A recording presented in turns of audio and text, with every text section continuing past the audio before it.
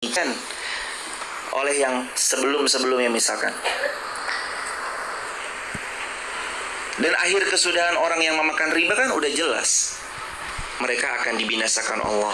Yamhaqullahu riba. Allah akan yamhaq, membinasakan, menghancurkan, memporak-porandakan orang-orang yang mengkonsumsi riba, mengambil riba.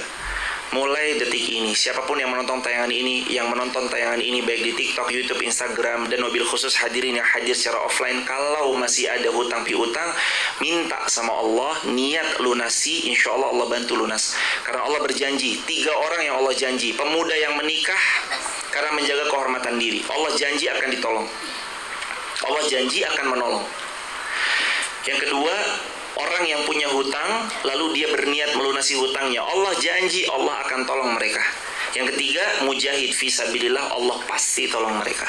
Saudara kita di Syam, Allah tolong. Pemuda, mbak-mbak nih yang nikah karena Allah, Allah pasti tolong. Dan satu lagi, mereka yang punya hutang lalu ingin lunas dari hutang-hutangnya. Mudah-mudahan ya Allah, siapapun yang menonton tayangan ini dan yang hadir secara offline di kajian ini, kalau punya hutang, lunas di tahun ini insya Allah. Aminku paling serius. Jangan berhutang jemaah, kehinaan hutang itu.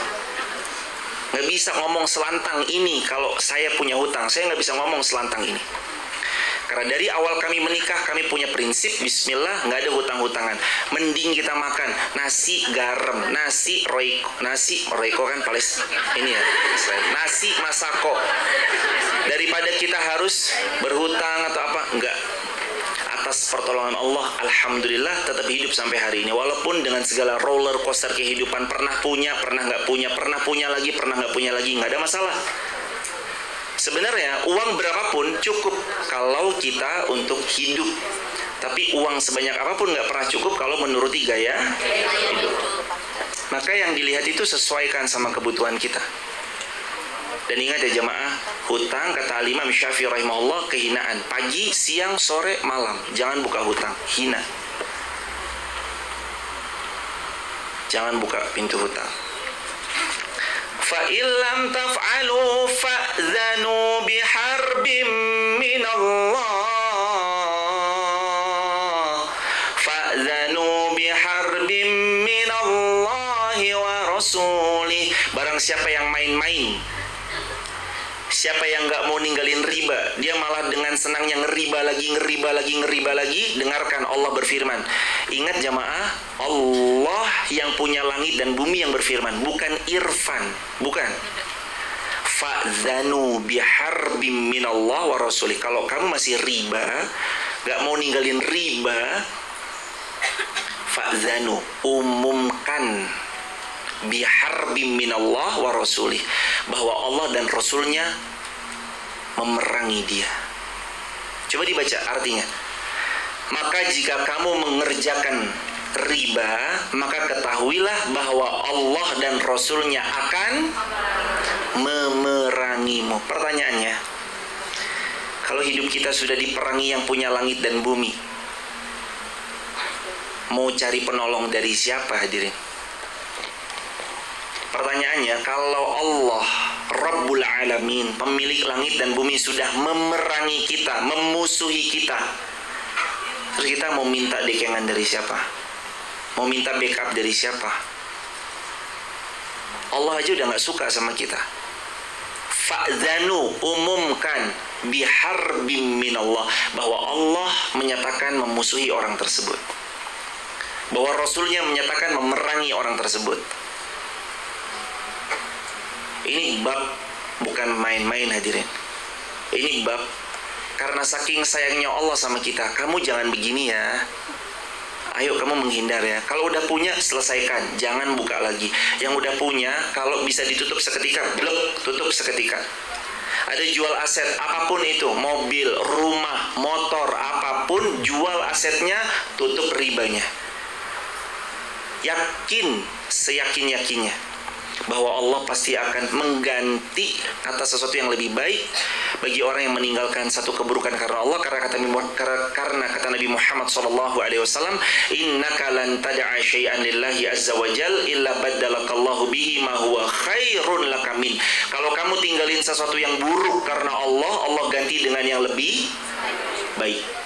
janji Allah. Kita ninggalin riba karena Allah ganti yang lebih baik.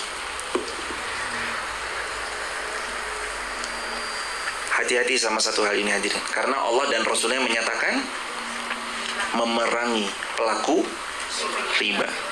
Yang kedua, ini sifatnya pelaku riba. Orang kalau udah ketagihan riba punya sifat identik. Kayak gini sifatnya. Dibaca bersama-sama, disimak baik-baik.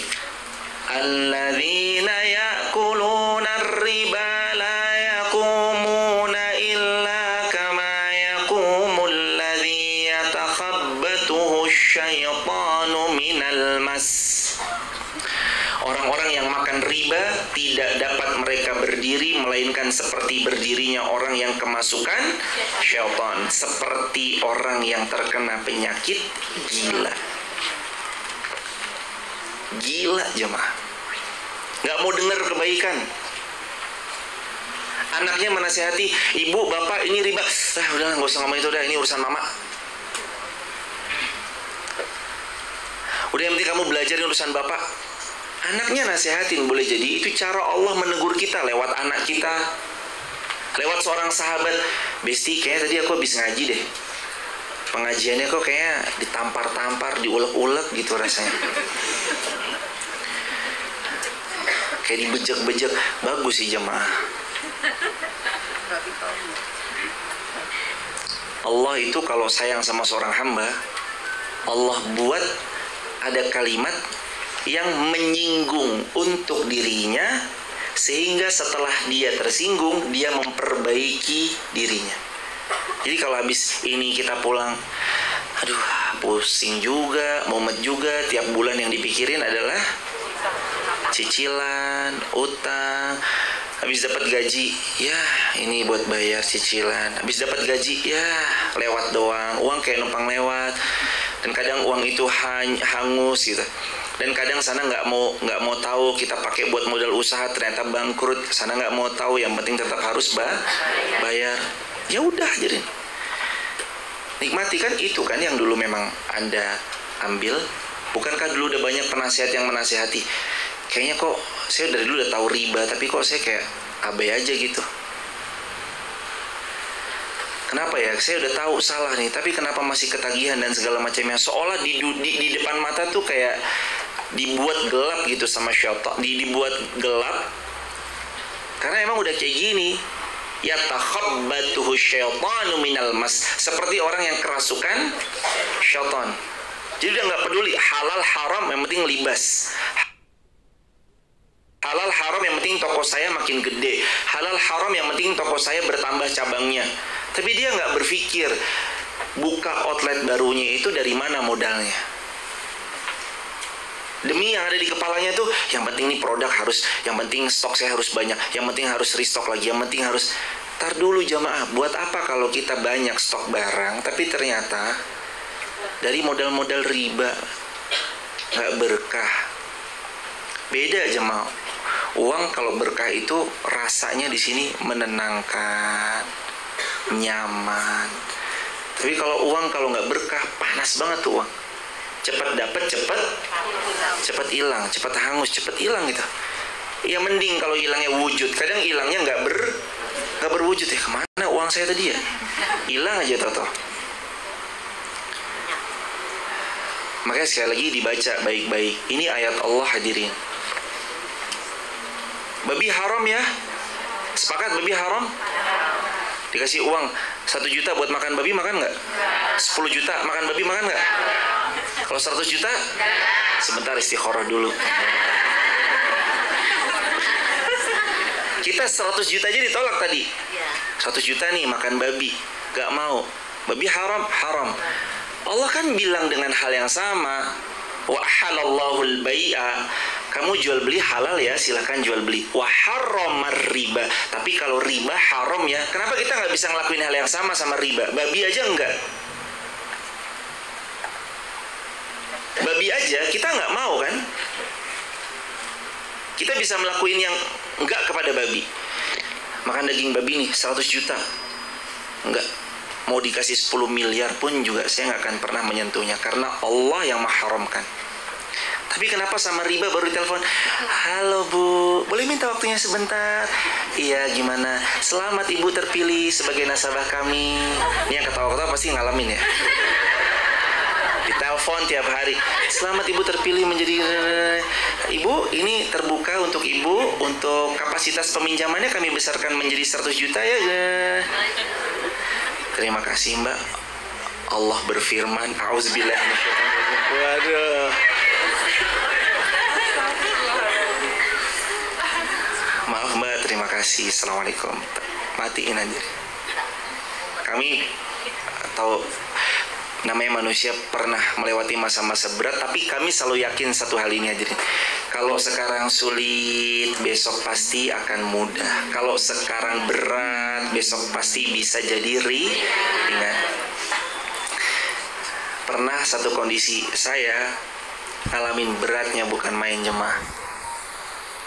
Nggak ada uang yang dipegang, di rekening pun juga. Tiba-tiba kok masuk aja tawaran kayak gitu ya. Kelunting SMS. Pinjaman tanpa agunan, macam-macam gitu-gitu loh. Ya Allah, kok ini begini banget hidup. Kayak seolah-olah kok tahu aja ya dia pas lagi butuh-butuhnya terus gini. Tapi ya udahlah, habis itu langsung hapus pesan itu, dihapus, udahlah. Sholat, istighfar, minta sama Allah, ya Allah, berat ini harus dijalani ya Allah, tapi hamba yakin siapapun selama masih hidup pasti engkau jamin rezekinya. Wa ma min dabbatin fil ardi illa 'alallahi rizquha. Apapun yang ada di atas muka bumi ini, Allah yang jamin rezekinya. Yang jamin rezekinya itu Allah. Jalan meskipun terseok-seok, harus dengan derai air mata, tapi kan ternyata setelah kita menengok ke belakang waktu masa-masa corona, alhamdulillah ya Allah, ternyata masa-masa itu masa-masa yang indah. Bisa kumpul sama keluarga, bisa bercengkrama. Berat masa-masa itu. Hadirin pasti juga pernah ngalamin masa fase-fase yang berat. Tapi sampai sekarang masih hidup nggak? Rezekinya dijamin siapa? Kenapa kita mesti khawatir? Dengan kekhawatiran yang sebenarnya boleh jadi kekhawatiran itu tanda petik menghina Allah. Ntar rezekinya dari mana?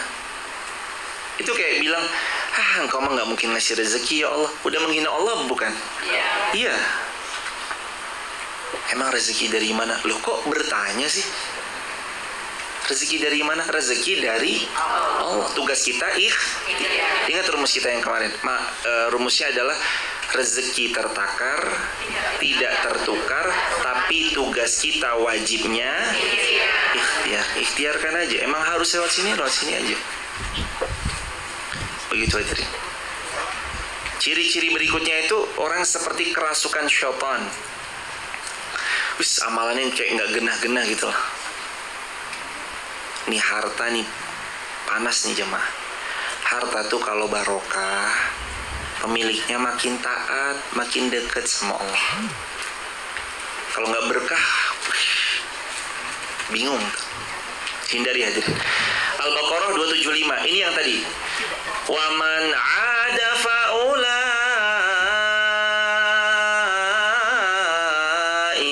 ashabun nari hum fiha khalidun. Dan barang siapa yang mengulangi, udah pernah meriba, sekarang kepepet riba, udah pernah ngeriba, lunas terus riba lagi. Faman ada, kalau kamu kemarin meriba terus lunas, kamu taubat, Allah ampuni, Allah maafkan. Faman ada, tapi kalau kamu mengulangi, coba dibaca biar jelas. Faman ada, barang siapa yang mengulangi mengambil riba lagi, faulaika ashabun nar, maka mereka hum fiha khalidun. Mau berapa lama jemaah? Tinggal di dunia senangnya sebentar, sehatnya sebentar, cantik tampannya sebentar, kaya rayanya sebentar, menjabat, berkuasa sebentar, ada periodenya. Berapa lama Anda mau hidup di dunia? Di sana hum fiha khalidun, selama-lamanya. Kalau masuk surga, senangnya selamanya, kayanya selamanya, bahagianya selamanya, penuh rasa syukurnya selamanya. Kalau masuk lawannya surga, seburuk-buruknya tempat itu, terhinanya selamanya, sengsaranya selamanya, azabnya selamanya. Dan kita pasti gak bakal kuat, jemaah. Gak kuat kita, hadirin. Jauh-jauh dari riba. Nggak usah membuat orang terkesima. Ini saya dapatkan rumus ini yang bagus sekali. Jangan paksakan apapun yang di luar kendali kita. Kalau memang orang mau hormat sama kita, biarlah dia menghormati dengan apa adanya diri kita. Bukan dia menghormati kita karena motor yang kita gunakan, mobil yang kita tunggangi. Dia hormat sama kita karena pangkat yang kita miliki. Dia hormat sama kita karena sebab rumah mewah yang kita huni. Bukan. Kalau orang harus hormat sama kita, biarlah dia hormat karena diri kita dan nilai yang ada pada pribadi kita. Bukan pada jam tangan, tas, rumah, mobil yang kita kenakan, bukan. Biarin. Jangan paksakan apapun. Dia yang mau hormat silahkan, nggak mau nggak apa-apa. Dia yang mau datang mendekat bersahabat silahkan, nggak mau nggak apa-apa. Dia yang mau datang duluan menghubungi kita, WhatsApp kita duluan, berusaha ngumpulin teman-teman seperjuangannya dulu, nggak apa-apa. Nggak mau, ya udah nggak ada masalah. Jangan paksakan apapun di luar kendali kita, nggak usah dipaksain. Tapi kalau dalam diri kita, wajib untuk kita memaksakan mengendalikan diri. Riba enggak, haram. Bunda, tapi ayah penting banget nih, ayah kehujanan, ayah gini, kayaknya kita harus mobil deh, mobilnya harus leasing, riba lagi apa segala macam. Enggak ayah, motor dulu, bismillah, barokah. Akan tiba saatnya, saya yakin Allah menghadiahkan mobil untuk kita, caranya cash tanpa riba. Istri harus support suaminya. Kalau suaminya yang mau bertindak hal demikian, istri diingatkan. Atau sebaliknya, istrinya yang mau riba, suaminya ngingetin.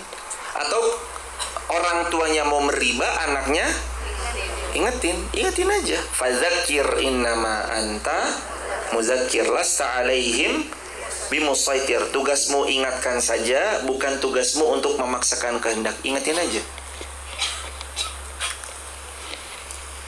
Jangan sentuh-sentuh riba. Bahaya sekali jamaah. Efeknya apa? Faulaika ashabun nari hum fiha khalidun. Jamaah ngerti gak sih jamaah, kayak gara-gara hal itu khalidun, kita kekal selamanya di sana. Apa nggak sedih sih hadirin? Kekal selamanya di sana, nggak bisa keluar. Nggak keren banget? Kamu dosanya apa? Yang satu syirik. Dosanya apa? Membunuh. Kamu dosanya apa masuk sini selamanya? Ngutang. Waduh.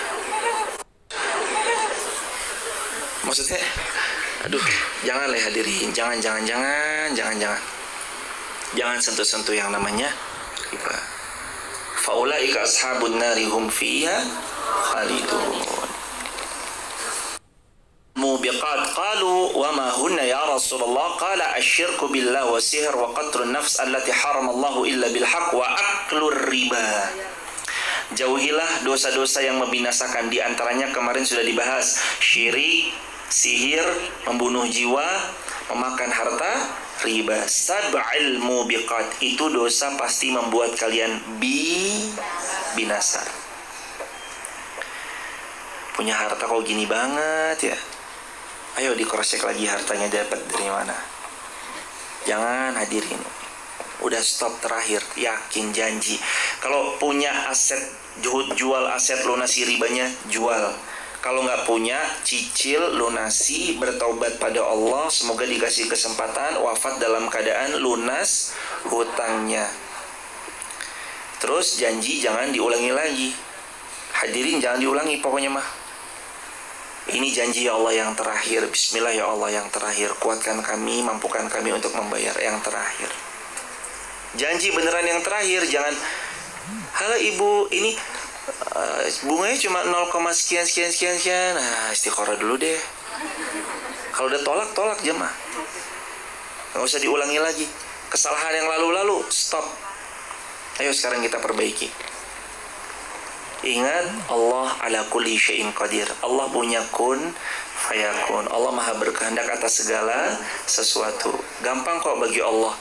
Hambaku, sudah waktunya pantas untukmu. Nih aku bukakan kedai yang baru. Nih aku tambah karyawanmu.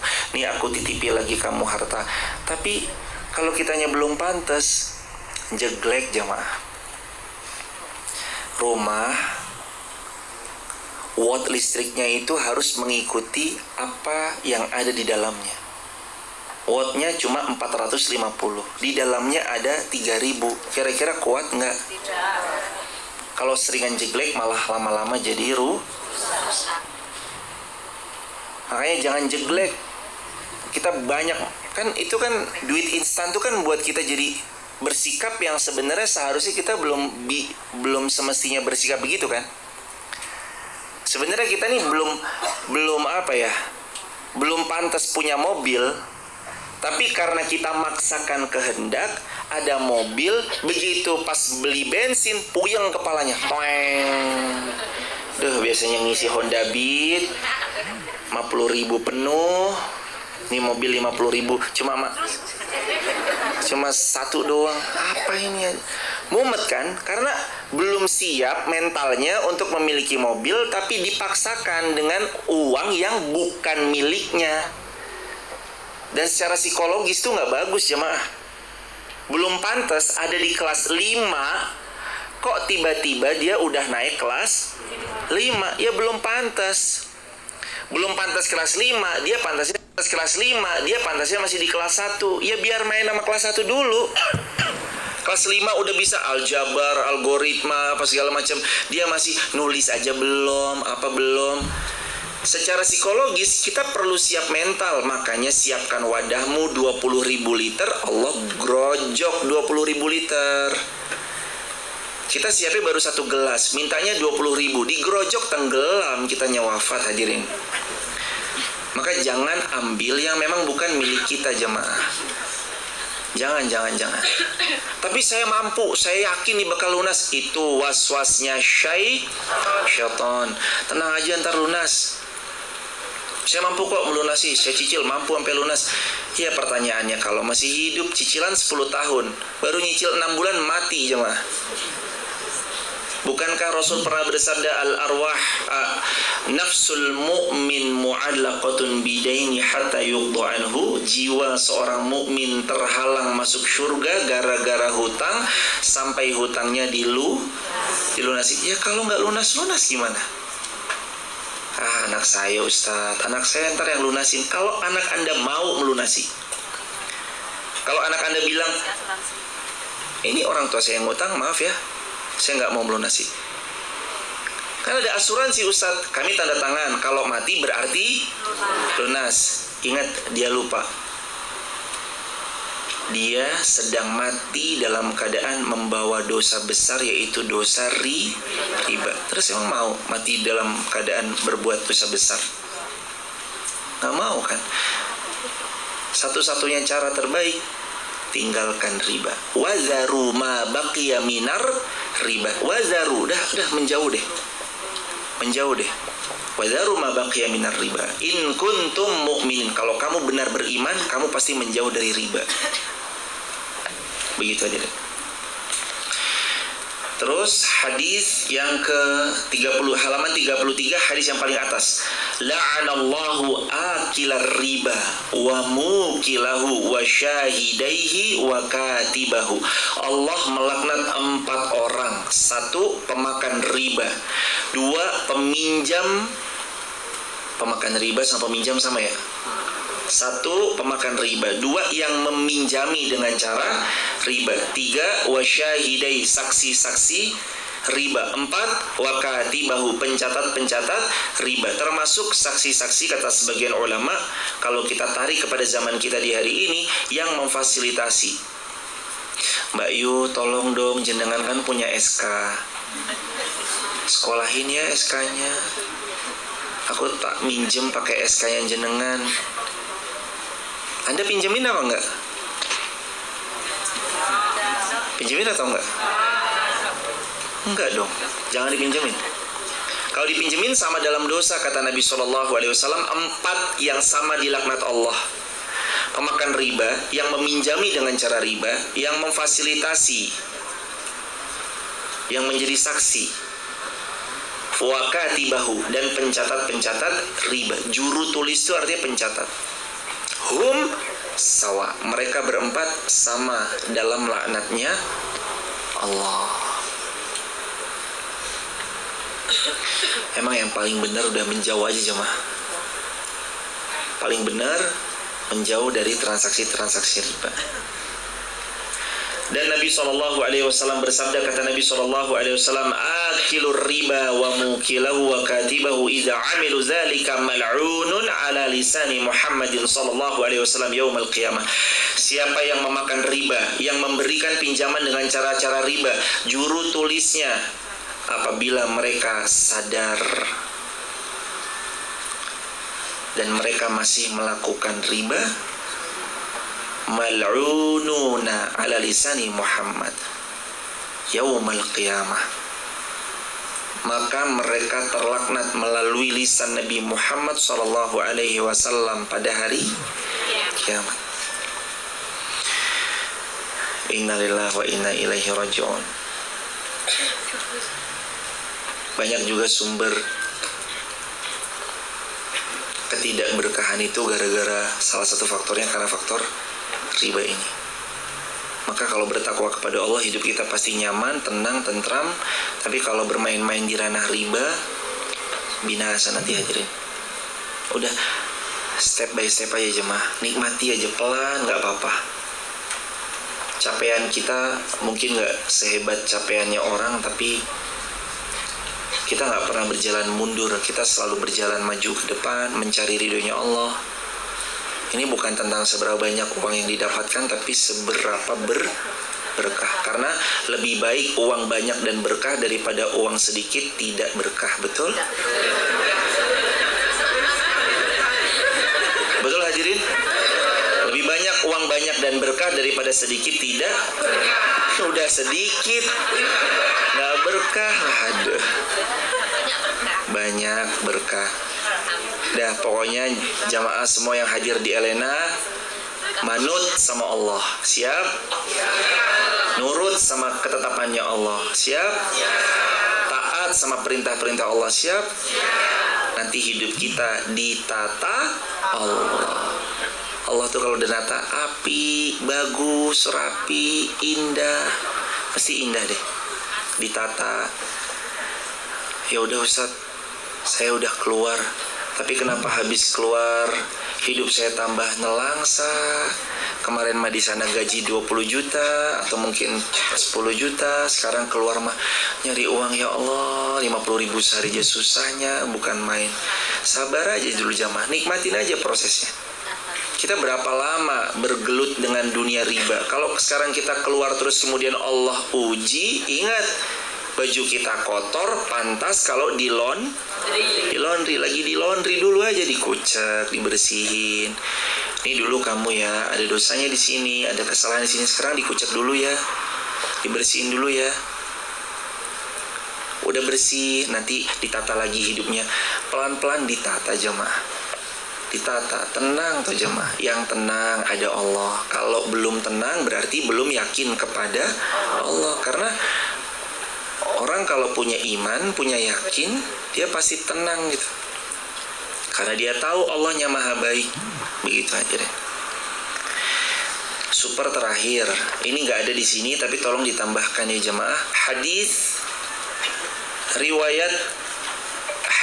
riwayat Imam Ahmad, Ibnu Hibban dan yang lainnya. Au kama qal. Ditambahin di sini, dicoret aja, ditulis, ditambahin di kosong-kosong bagian kitab ini. Satu, kata Nabi Muhammad, ini Rasulullah bersabda, 1 dirham riba dosanya seperti 36 kali berzina dengan ibu kandungnya sendiri. Itu 1 dirham. 1 dirham riba dosanya sama dengan 36 kali berzina dengan ibu kandungnya sendiri. Wal'iyadzubillah.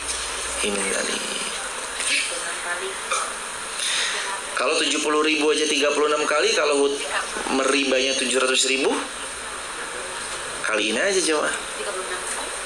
36 kali. Ya kan? Ngeri kan? Hati-hati hadirin. Wal'iyazubillah summa wal'iyazubillah min dzalik. Sampai sini ada yang mau ditanyakan? Silakan hadirin. Ada mikrofon? Fadhal. Assalamualaikum warahmatullahi wabarakatuh. Saya Putih dari Temanggung. Saya menanyakan Ustaz, bagaimana seandainya kita hutang di bank dan kita itu meninggal seperti tadi yang diutarakan baru 6 kali langsung kita meninggal, tapi di situ ada kesepakatan seandainya meninggal itu kita lunas. Nah terus itu terhadap orang yang meninggal dan masih punya hutang walaupun di banknya itu sudah lunas, itu hukumnya bagaimana? Semoga Allah memuliakan hadirin sekeluarga besar dan seluruh kaum muslimin dimanapun berada. Yang pertama, waswas syaitan, jerat-jerat syaitan membuat gimana caranya kita terjerembab ke dalam jurang-jurang riba. Dan ingat, ketika seseorang itu turun dananya pagi tadi, ternyata ada kesepakatan MOU kalau meninggal hutangnya lunas. Pagi tadi uangnya turun 1 miliar, sorenya meninggal. Lunas, enak nggak hidupnya?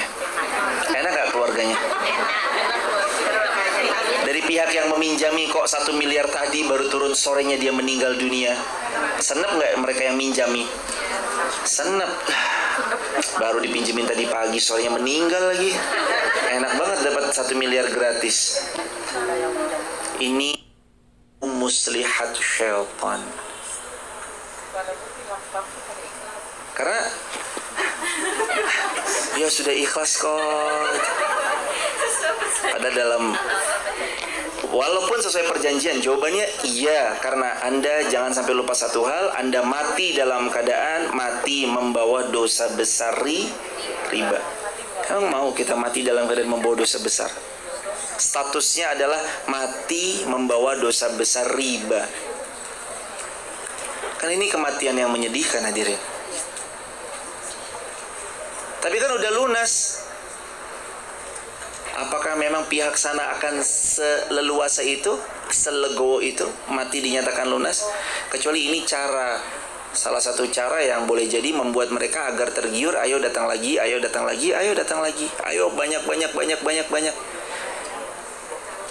Maka kembali lagi hadirin, sebaiknya yang pertama hindari yang kayak gitu. Walaupun diakadkan kalau mati hutangnya lunas, jangan. Karena bahaya, kita bisa mati dalam keadaan membawa dosa besar riba. Barakallahu fikum, semoga terjawab. Soal akhir silakan. Assalamualaikum warahmatullahi wabarakatuh. Ini yang mana hadirin? Oh iya, silakan. Silakan hadirin. Terima kasih Ustaz. Saya mau bertanya tentang, maaf banget ini ya, tentang BPJS Kesehatan dan BPJS Ketenagakerjaan.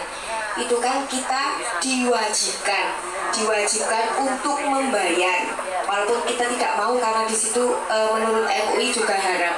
Tapi karena diwajibkan itu terus kita membayar gitu ya.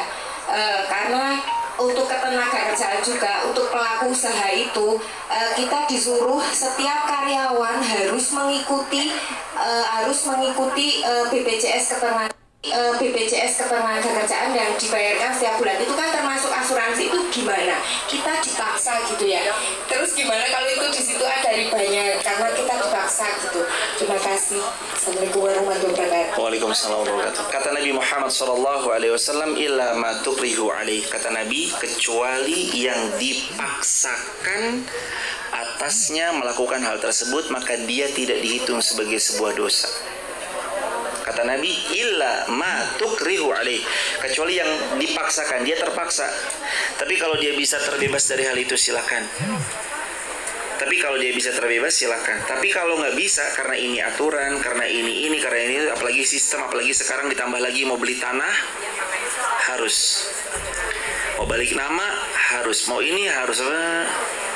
Semoga Allah memberikan hidayah juga kebaikan kepada pihak-pihak yang menyelenggarakan hal tersebut agar dikaji lagi, apalagi terkait tentang fatwa MUI. Sudah keluar ya fatwa MUI-nya, ada goror di dalamnya, ketidakjelasan identitas segala macam, itu jadi penyebab juga untuk berupaya kita untuk meninggalkan. Tapi kalau dipaksakan maka tidak ada dosa bagi mereka yang terpaksa karenanya.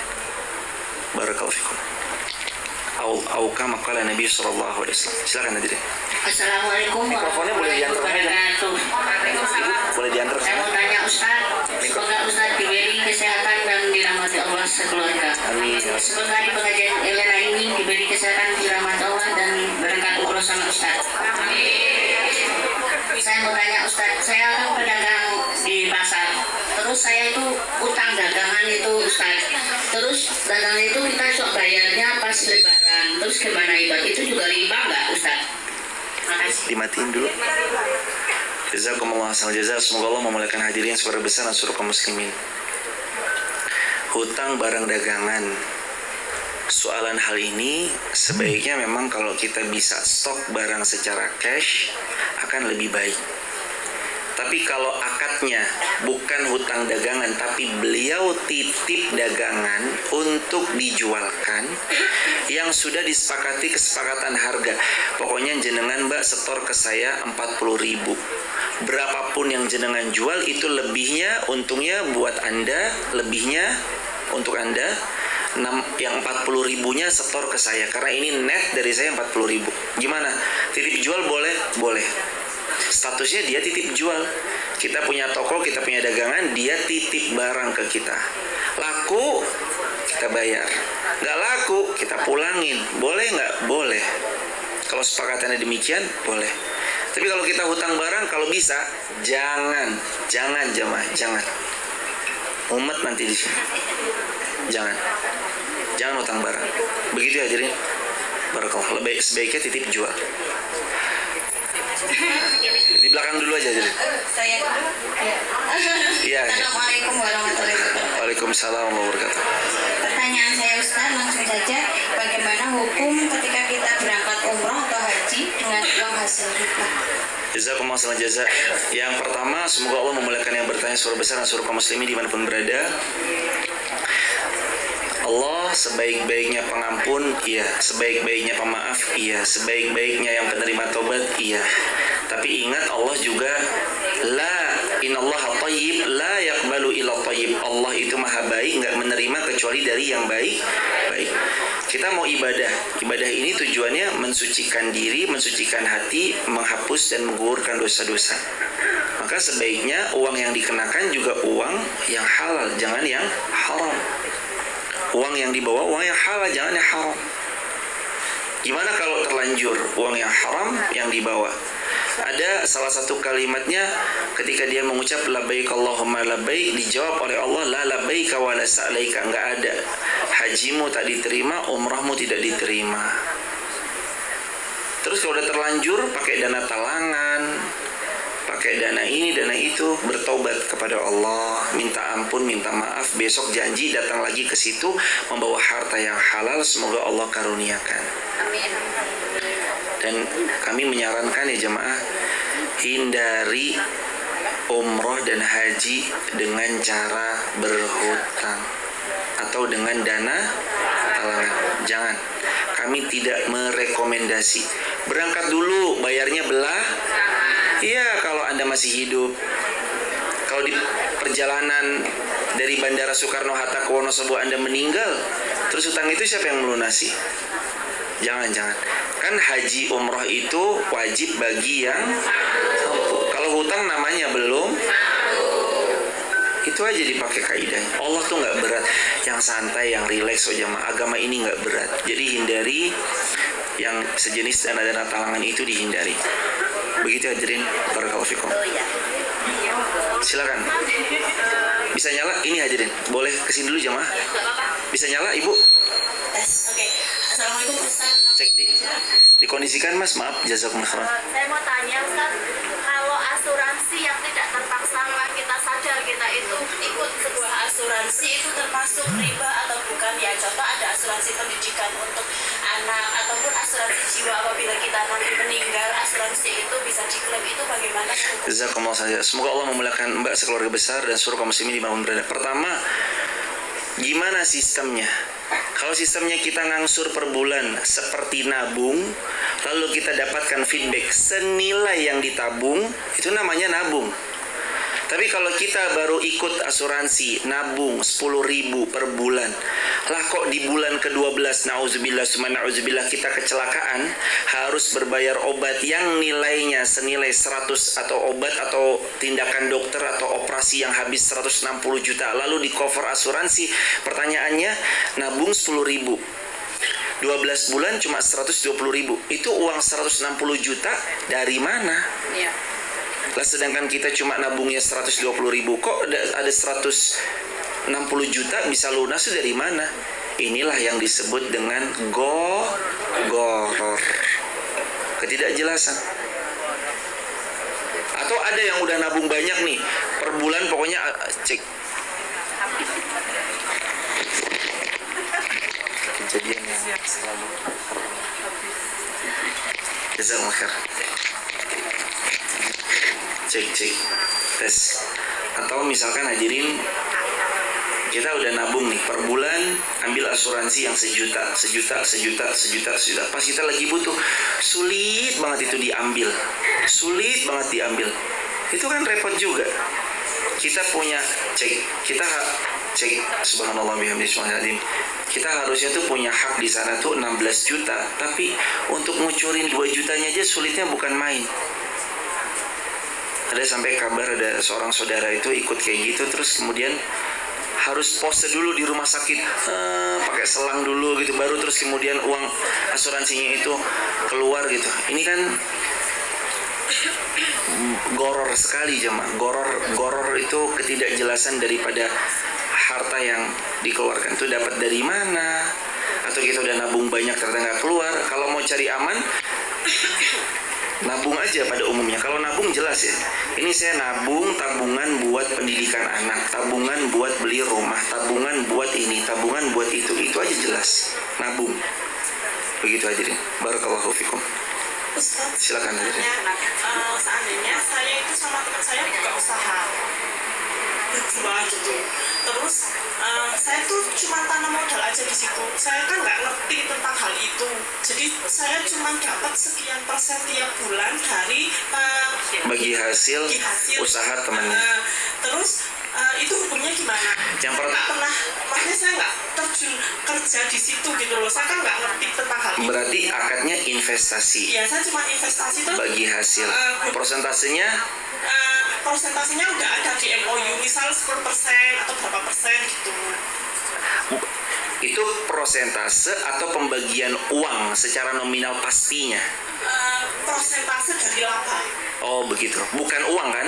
Bukan, seandainya per bulan laba kan saya ngecek labanya, misal keuangannya kan saya ikut ngecek gitu. Saya cuma ikut ngecek keuangannya aja, cuman kayak labanya sekian, jadi saya cuma dapat dari sekian persen labanya aja. Kalau tetap jalan gitu loh. Itu hukumnya gimana? Hukum investasi diperbolehkan dengan 3 syarat. 1, yang diinvest jual beli halal. Yang diinvest produk jual belinya itu halal. Saya invest di mana? Minuman keras, haram. Saya invest di mana? Peternakan babi, haram. Saya invest di mana? Jual beli hijab, skincare, halal. Selama produknya halal, investasi kita halal. Yang kedua, pastikan prosentase yang dibagi bukan nominal pasti, karena dagang nggak ada yang pasti. Makanya tadi saya tegaskan, Mbak, ngelihatnya prosentasenya atau nominal yang pasti per bulannya. Oh ternyata prosentase dari laba bersih dari hasil keuntungan dagangnya. Boleh, tapi ingat yang ketiga, kalau rugi juga harus dibagi berdasarkan prosentase kesepakatan. Begitu hadirin.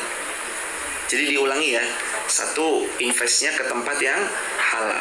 2, untungnya dibagi prosentase. Kalau untung ditanggung bersama, rugi pun juga ditanggung bersama. Berarti itu MOU-nya dirubah. Kalau rugi juga saya harus ikut nanggung. Loh iya. Jadi kalau rugi ikut nanggung. Dalam Islam kan gitu hadirin. Karena investasi dalam Islam tuh nggak boleh yang namanya untung kamu harus harus bagi ya. Kalau rugi tanggungan sendiri, nggak bisa dalam Islam.